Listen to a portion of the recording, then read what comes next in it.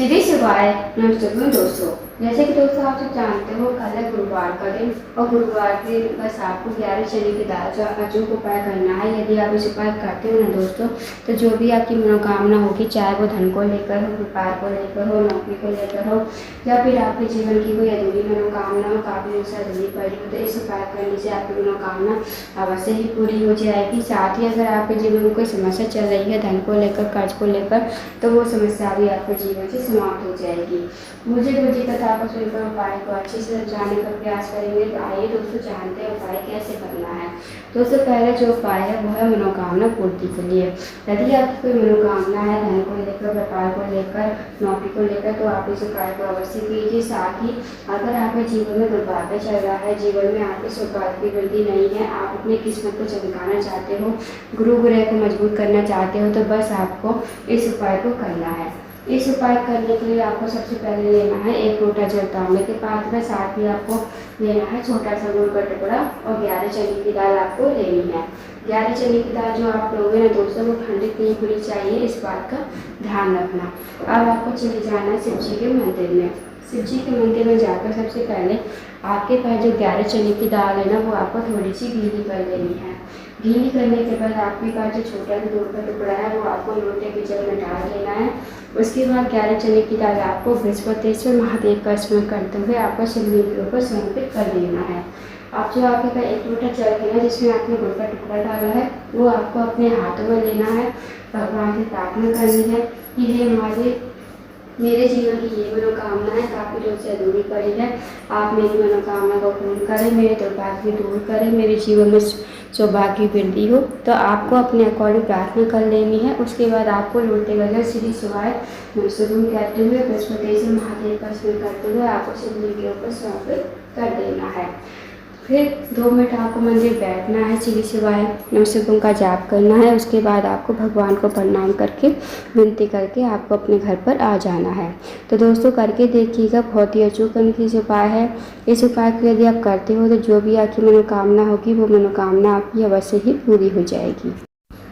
अब जानते हैं दोस्तों अगले उपाय के बारे में। दोस्तों अगला जो उपाय है वो है रोग मुक्ति के लिए।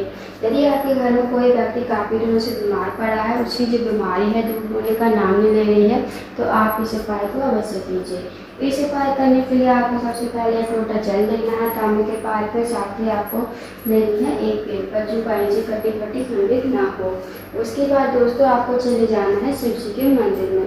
शिव जी के मंदिर में जाकर सबसे पहले आपको 1 लोटा जल शिवलिंग के ऊपर श्री शिवाय नमः कहते समर्पित कर देना है। अब जो आपके पास बेलपत्र है ना, बेलपत्र को आपको अपने हाथों में रखना है। भगवान से प्रार्थना करनी है कि हे महादेव, मेरे घर का ये व्यक्ति है, काफ़ी दिनों से बीमार पड़ा है, आप इसकी बीमारी को दूर करें। तो आपको ऐसी प्रार्थना विनती करते हुए आपको बेलपत्र को शिवलिंग के ऊपर कुंड के से महादेव का नाम लेते हुए और उस रोगी व्यक्ति का नाम गोत्र बोलते हुए आपको शिवलिंग के ऊपर समर्पित कर देना है।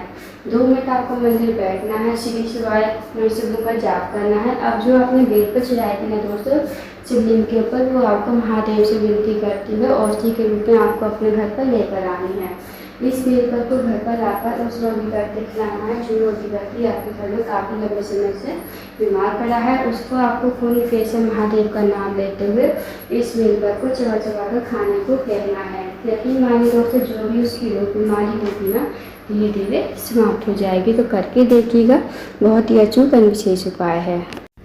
अब जानते हैं दोस्तों अगले उपाय के बारे में। दोस्तों अगला जो उपाय है वो है, अगर आप किसी कार्य के लिए बाहर जाते हो, आपको कार्य में सफलता नहीं मिल पाती है, साथ ही अगर आप नौकरी की तैयारी कर रहे हो, नौकरी आपको नहीं मिल पा रही है, तो आप इस उपाय को अवश्य कीजिए। इस उपाय करने के लिए आपको सबसे पहले 1 लोटा जल लेना है। साथ ही आपको लेने हैं 2 कने के फूल जो पीले कलर के होते हैं। अब दोस्तों आपको चले जाना है शिव जी के मंदिर में।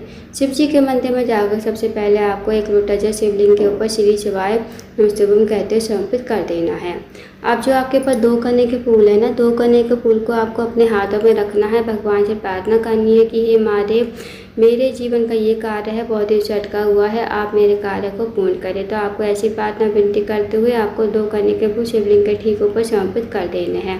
अब आपको 2 मिनट मंदिर बैठना है, श्री शिवाय नमः का जाप करना है। फिर आपको भगवान को प्रणाम करके विनती करके आपको अपने घर पर आ जाना है। तो दोस्तों करके देखिएगा, बहुत ही अचूक और विशेष उपाय है।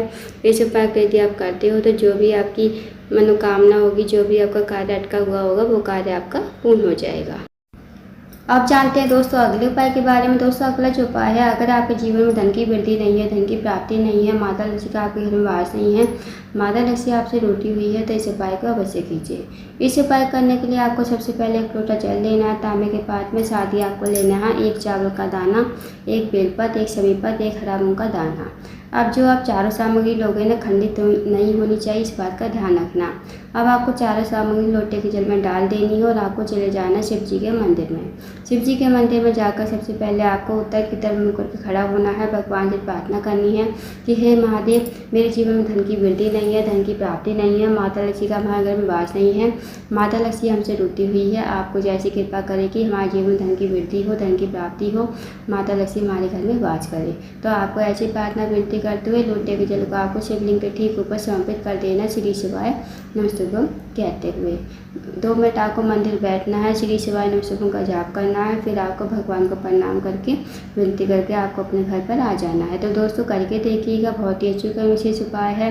इस उपाय यदि आप करते हो तो कभी आपके जीवन में धन की कमी नहीं होगी, हमेशा माता लक्ष्मी आपके घर में वास करेगी। तो दोस्तों ये थे कुछ विशेष उपाय जो आपको गुरुवार के दिन करना है। इन उपाय को अवश्य कीजिए। अगर आपको जानकारी पसंद आई हो, वीडियो को लाइक करें, शेयर करें, चैनल को जरूर सब्सक्राइब करें, कमेंट बॉक्स में श्री शिवाय नमस्तुभ्यम हर हर महादेव जरूर लिखिए।